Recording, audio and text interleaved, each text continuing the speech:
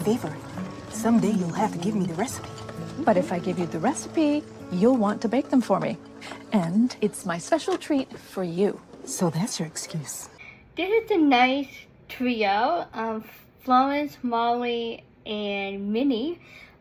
When Minnie came to Hope Valley with her family, everything was new, right? And when you come to a new neighborhood, like new friendship, right? You have to build that new community, find your nest, that right group of friends. And Minnie seemed to found that with Molly and Florence. It's true.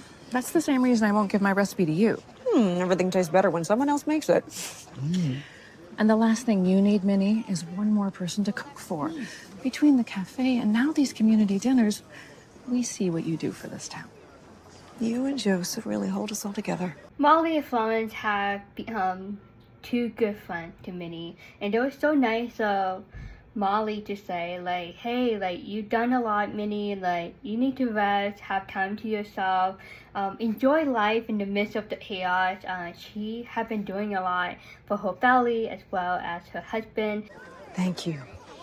I worry he pushes himself too hard. When he's not helping at the cafe, he's at the mill. When he's home from the mill, he's up late, writing his sermons. Oh, he's so gifted. No one can move a room full of people like Joseph. And that's when he's happiest. Joseph and Minnie have been doing so much for Hope Valley ever since they first came here. I feel like they are like the great replacement of Abigail. Abigail had that leadership, like she had that gift of bringing everyone together, and now Joseph and Minnie, I feel like they have that gift of bringing the community together and to keep the community together through the hard times, in the good times. And he's least happy going over the books for the cafe these days. We've seen a dip in customers lately. The mercantile, too. Oh, And then there are the bandits. Have there been more? what have you heard? Well, There's some bad fishes going around in the ocean. So a lot of customers at the cafe, at the mercantile, and now bandits.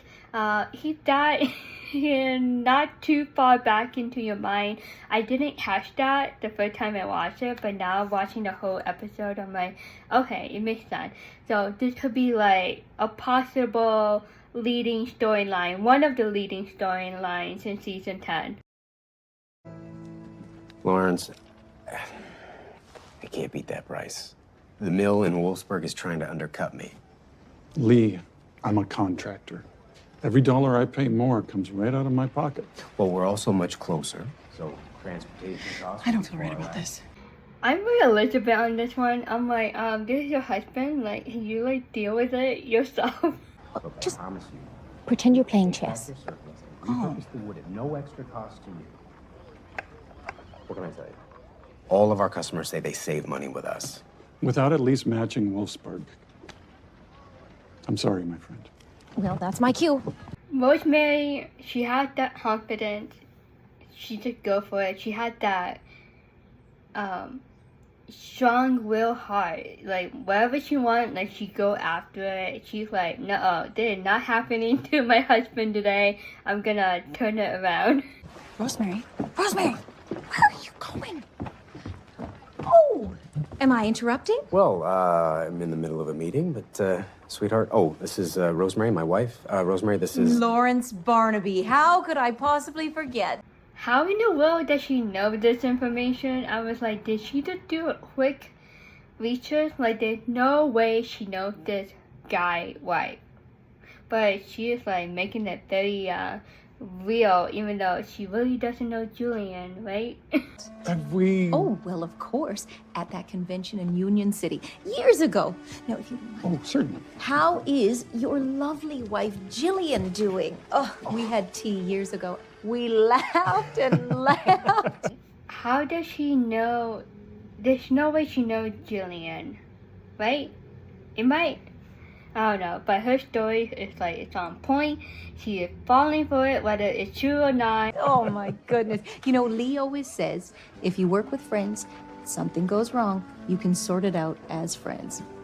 Who can put a price on that? She's trying to make a case with him, like, hey, like, Lee is a great guy, he is a great friend, he is a great businessman to partner together in this contract that they try to make it work between the two. Well, Lee can. And it will save you money. Oh, the baby just kicked. Oh. She is vouching for her husband to this guy that she really doesn't know. But I think she did good, and we'll see if an agreement will come over the partnership. Lee, he went along with it. He'll get mad, but I think he's very appreciative of what Rosemary did, and because she did it so well, she's like, nope, I'm not gonna be mad at you for this. And the baby kicked, so kind of like a sign like the baby approved too. Nathan. Hi. Faith? Some light reading there? Oh, meeting May. Doing some research. Hi, how are you? Like, hey, small step, right? Like, a great start. Finally, Nathan and Faith ran into each other. But yeah, so far, it's good. But I'm just like, you two need to talk more about the other things. How have you been? We haven't spoken since... Yeah, I guess we haven't. I was meaning to stop by. Is that right? That's right. He did try to talk to her at the community dinner the other night. Like, I give that to him, but she didn't know. So she's just like in denial. She's like, yeah, you're lying. Like, if you did, like, we would have talked like a week or two ago, instead of like keeping this like going on for as long as it is right now. Like, he postponing that talk that they need to have. Hopefully this talk is the talk, but it doesn't look good starting now. Nathan, it doesn't really help to just avoid things. I'm not. Since you ended things. I'm sorry, I don't have time for this. But for the record, I didn't end anything. You know why? Because there was nothing to end. Nathan blamed it on Faith. I'm like, please don't try to put blame on her or anything or anyone. That's just gonna make it worse.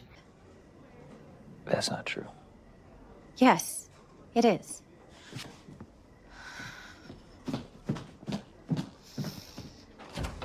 Everything okay? And then she tried to like correct him, and I guess tried to pass the blame back to him, like, don't blame on me, like, don't make me like the problem in this situation. I forgot what happened in the last conversation that happened between them. I need to watch it again. That's my honesty. Like, I forgot what they said, but I know it's just something that was unresolved and they need to talk about it now. I'll get back to you on that. Yeah, so it's just like putting the blame and, you know, making excuses. Nathan, he had been much more proactive. I think that what Faith wanted. Faith wanted him to make the move, and he didn't. And now, you know, the universe brought them together in this scene, and this could be the opportunity for Nathan to clear the air and have a really good talk, honest conversation with Faith, but it didn't happen. Totally fine. Now, I found this on hydraulic mineral springs. The theory is the steam vapor somehow lets the lungs cure certain respiratory ailments. In Chinese medicine, inhalation therapy has been used for thousands of years.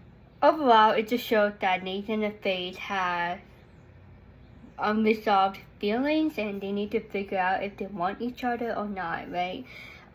Anyway, Bill, he overlooked May, Fiona, and Faith group study. So this inspired Faith to find out more, research like what's going on with Bill, why is he feeling better after the heart spring. As a doctor, like, you want to know, right? And it doesn't hurt to learn something new. You know, if there's something to this, then the hot springs could become a tourist attraction. And tourists come with money to spend. As long as we don't tell the tourists that it's got magical powers. And then they changed the direction of the conversation, like, okay, so it's helping Bill medically, but this could be a tourist attraction. And like Fiona said, like, tourists bring money. This can bring a lot of attention to Hope Valley, a lot of visitors, tourists to Hope Valley, make the town a little bit more well-known, and it could benefit Hope Valley into the future. But Bill doesn't like that, but he wants the hot spring to himself as long as he can, and he thinks that being the acting mayor for now, he had the power to do whatever he wants in relation to the hot spring, if it should be just no swimming, just private for himself, or if he had to eventually release it to the public and allow it to become a tourist destination.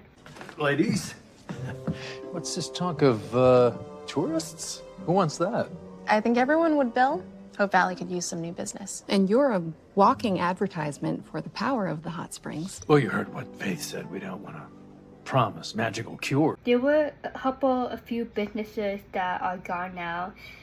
In Hope Valley could use a new business, a business that will stand strong and run for a long time. And this new possible tourist destination could be it. It could benefit Hope Valley economically into the future, and I think it's a great idea. However, Bill has the last word since he is the acting mayor for now. So if he said no to this idea of the hot spring being a tourist destination, then it would take the chance away from Hope Valley to bring in some revenue.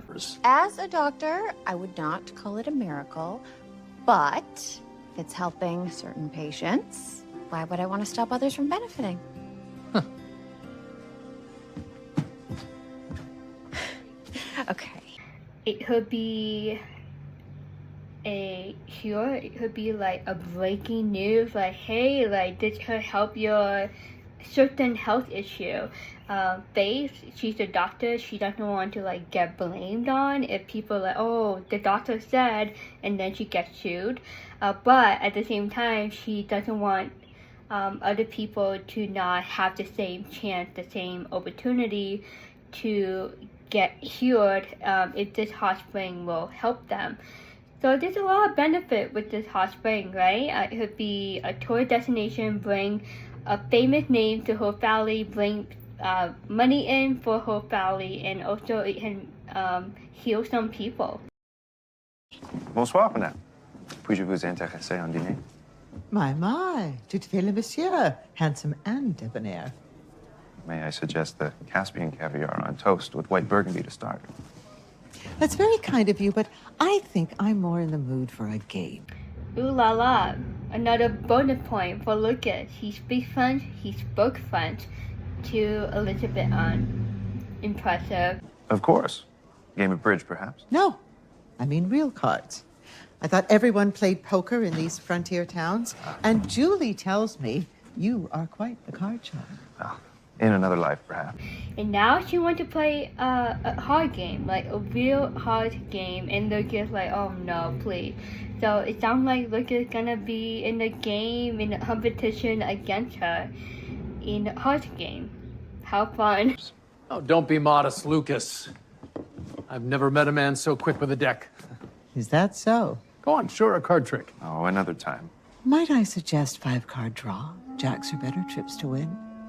You can learn a lot about people playing poker. I think she wants to see how Lucas is, like the different side of Lucas. She is curious.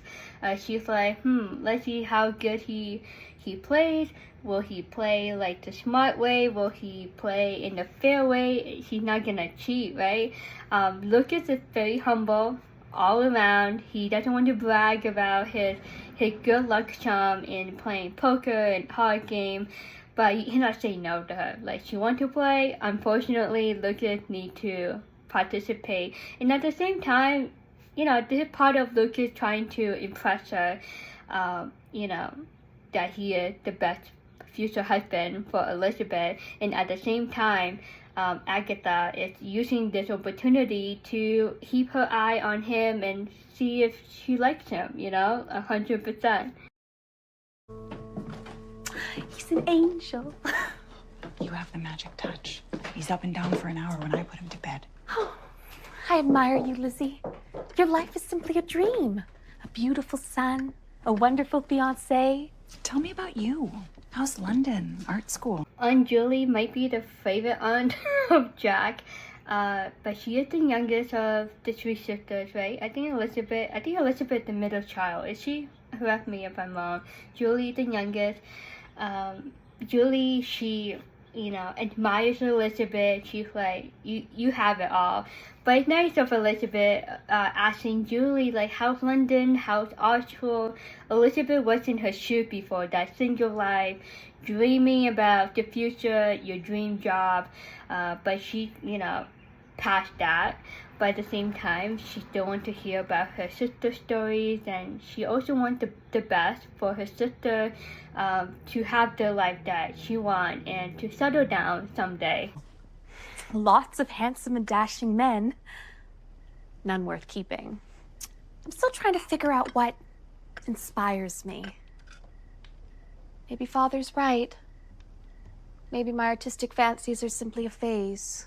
Julie, we all been through that, right? Trying to figure life out, like, what should I do? Like, some people, they go through a lot of career changes and different dreams throughout life, like what they want to do. He said that? He says I have a mind for strategy. He wants me to study law. Do you want to study law? You love painting, don't you? I do. Then do what you love. It's so nice to hear that from Elizabeth. Like, do what you love. Like, she been there. She knew. She experienced that. She went to Hope Valley to be a teacher, and that was something that her parents didn't agree on 100%. It wasn't the life that they visioned for Elizabeth or any of their daughters. And now Julie is in that same shoes that Elizabeth was in. But Elizabeth understands her and supports her. She's like, do the heck you want to do. Like, father and mom, like, you know, they cannot control your future. They cannot determine your fate. Like, you're the one that will determine, you know, what you want in your future. This is your life. Like, you make your choices. You make your mistakes. So are you going to tell me what Aunt Agatha actually thinks of Lucas? I know she's going to deliver Mother a full report. Silly, of course they'll like him. In fact, Mother hopes she'll get to meet him at the wedding. It's too bad she's on doctor's orders not to travel. Julie, she's very easygoing. I feel like she's just like, whatever happened, you know, happened. But she is also at that age where she knows that she needs to know what she wants in life and not let anyone get in her way. For example, the father wanting her to study law and Elizabeth like, no, just continue painting. And then the conversation got changed to Lucas. And Julie, she just like, you know, that easygoing, like, don't worry about Elizabeth. They will love Lucas. And Elizabeth mentioned about why the mom didn't visit them, Hope Valley this time because of doctor orders. And Julie, like, keeping a secret all this time. Julie? They want the wedding in Hamilton. What? Lizzie, consider it. It would mean the world to them and me. Julie, my friends and my life, it's here. That's a game changer right there. Elizabeth did not expect that. So basically, the aunt and the sister are like the ambassadors in coming to Hope Valley. But not only for that, not only for Jack and Lucas, but to convince Elizabeth to move the wedding to Hamilton. And I'm like, that's a big no-no. Mother was able to reserve St. Joseph's. She what? I know, and I told her that is a step too bold.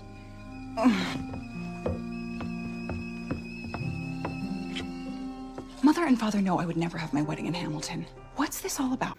I wonder if St. Joseph was like the church that they grew up in, or if Elizabeth's parents got married there and they want the tradition to pass down to Elizabeth and Lucas.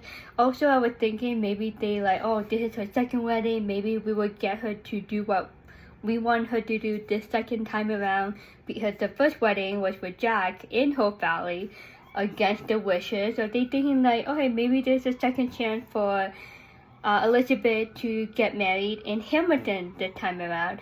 But still, it's a big no-no, and it just shows that they are not understanding Elizabeth and not respecting her wedding wishes. They thought you'd reconsider. Why? Don't shoot the messenger.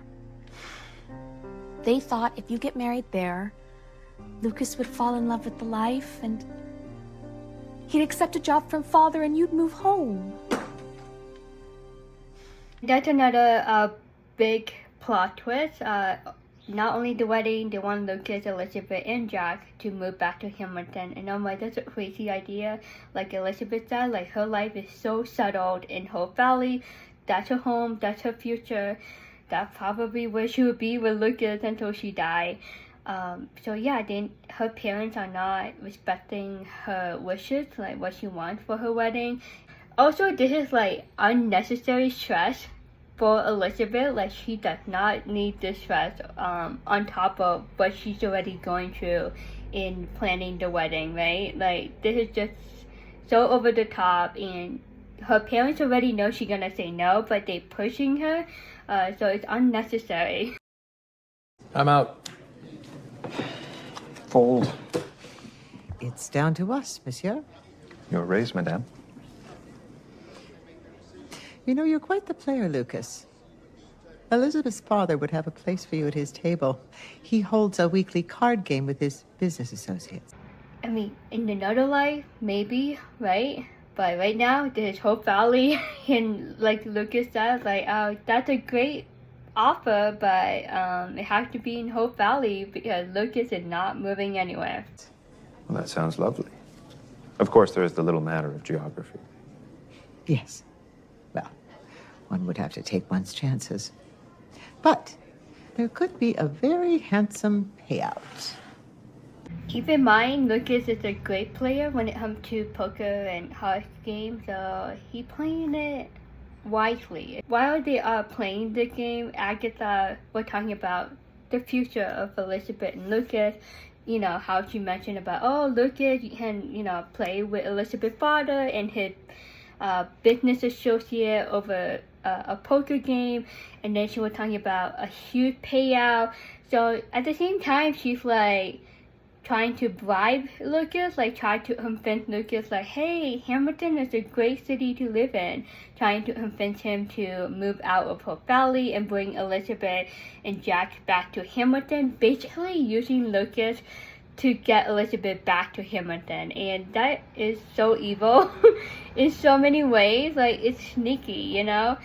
Well, you certainly know how to raise the stakes. Well, this just got interesting.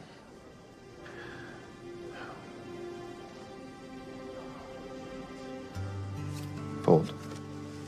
And Lucas, he's not stupid. Like, he knows what Elizabeth wants. He wants to stay in Hope Valley. She wants to stay in Hope Valley, Elizabeth.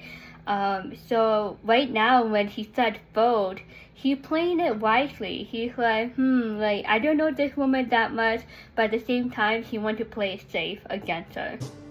Well played, Agatha. Perhaps. Could you take care of that for me? And with that, I think I will say my good nights. Consider it, dear. At the same time, he respectfully said nothing to Agatha about moving to Hamilton. He just like, he's been quiet. He's like, let's finish the game first. And surprisingly, she finished early. Like, she gave up too. So it kind of like even out, you know? And we'll see what happened next. But Lucas, there's no way he would ever be against Elizabeth and move to Hamilton. Like, she gonna cry if she get forced to move to Hamilton. She loved Hope Valley so much, and hopefully her parents will come to that understanding, and that they will understand that for the longer time and not go back and forth using Lucas or any man or any circumstance like as a bait to drag Elizabeth or try to drag her back to Hamilton. Please?